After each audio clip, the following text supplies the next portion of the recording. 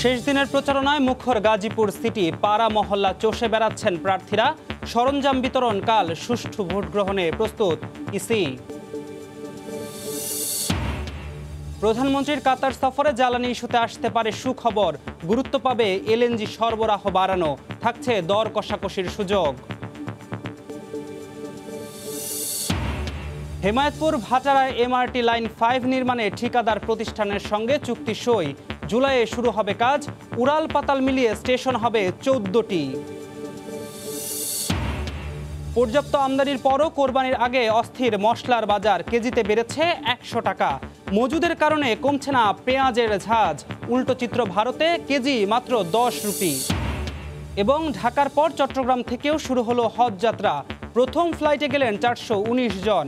সুষ্ঠু ব্যবস্থাপনায় সন্তোষ। 2 দিনে সৌদি আরব গেলেন প্রায় 4000 মুসল্লি।